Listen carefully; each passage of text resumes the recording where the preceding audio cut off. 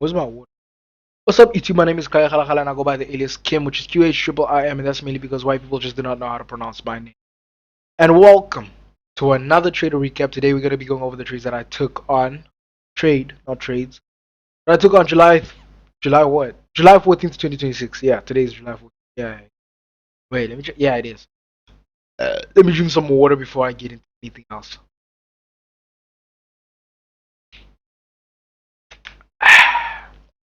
Yep, that slapped. Yeah, with that being said, Pianowski, my pocket watches. Unfortunately, today's trade was a loss, and it's a funny reason why it is a loss. It's such a stupid loss. It's a loss that could have been avoided. It's not a statistical loss. It's a loss that I could have avoided. But hey, my judgment was clouded, and that's irrelevant to the matter currently. So yeah, let's get into the chart.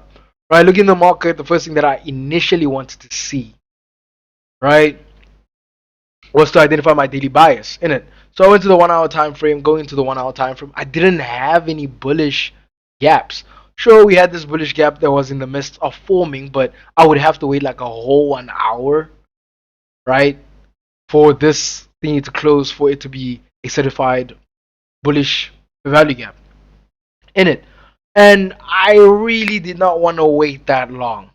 I really, really did not want to wait that long because me waiting that whole hour, that means I'm going to be an hour into the New York session and then I have to take my setup. No, there's going to be way less volatility than what I would want.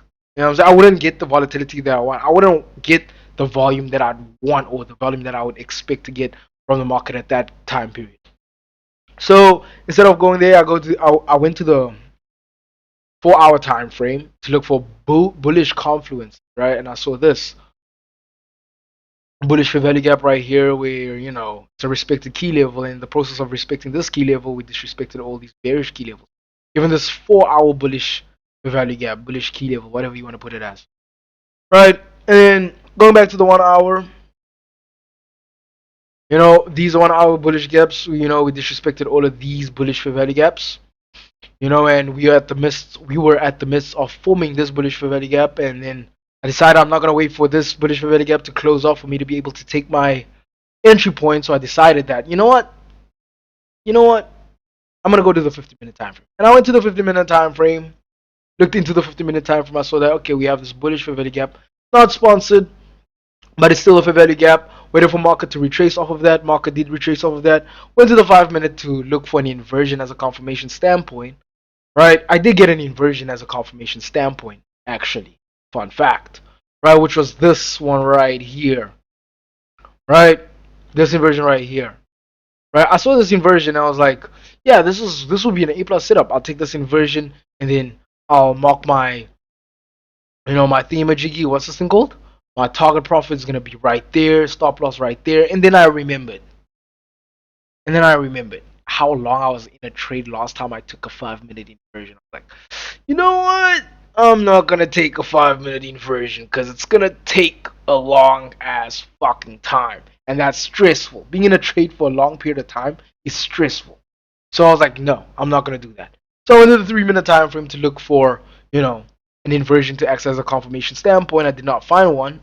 Obviously there was, which was also this 5-minute fair value gap, this 5-minute inverse fair value gap. But I still didn't take it because I just didn't want to be in a trade for too long. That's it. I just don't like being in a trade for too long. It's uncomfortable. It's not that I'm afraid of uncomfortable. It's too much stress. It's too much unnecessary stress, right? It doesn't. My bad. I fought it. I could have kept that in for the outro or whatever, but it doesn't matter. It's too much unnecessary stress, in my opinion, right? When I can be in a trade for 10 minutes or 50 minutes max, and then out, or 5 minutes, 1 2 1 2, and I'm out, instead of being in there for 30 minutes straight, bro. I do not like that shit. It's just unnecessary stress.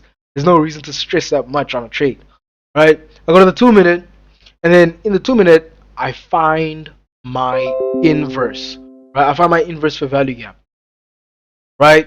Which is right here, right? And then we get this bullish movement right here.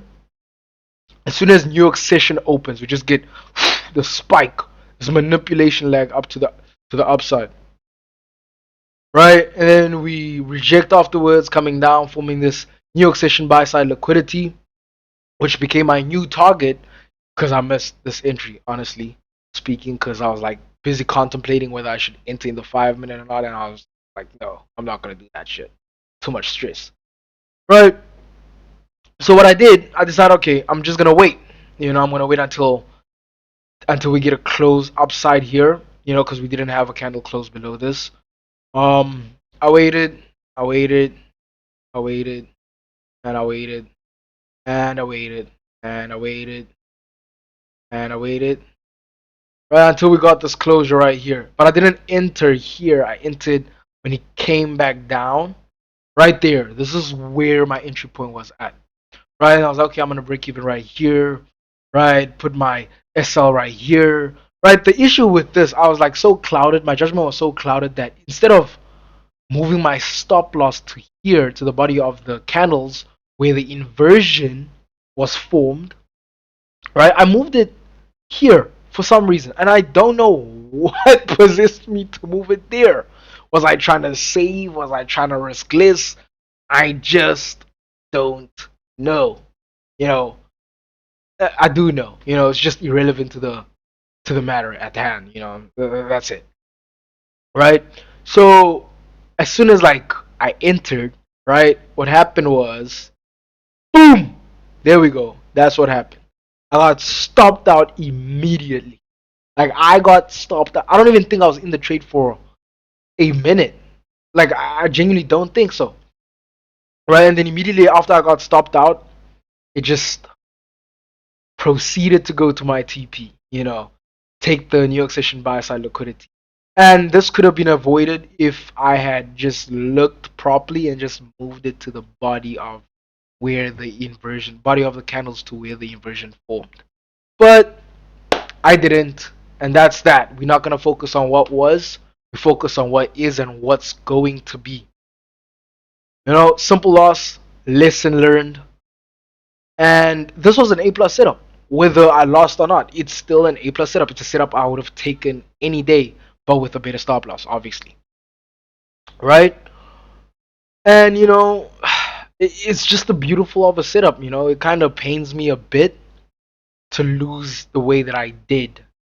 But it doesn't matter really. Honestly, it doesn't matter because I know in future timelines we are gonna make way more. Like the future has so much in store for me than this fucking mitigated loss right here. This is a mitigating loss. I'm saying this is just the minor setup setback to the to the what? I forgot. I lost my train of thought. But yeah, I'm not pissed honestly. Realistically speaking, I'm okay with that. It's fine. It passed. But yeah, with that being said, my name is Kai Khalakhala. I go by the alias Kim, which is QH and that's mainly because white people just do not know how to pronounce my name. I fought it earlier, so I do not have any much in the gas to shoot. But yeah, with that being said, I'm out. Bye.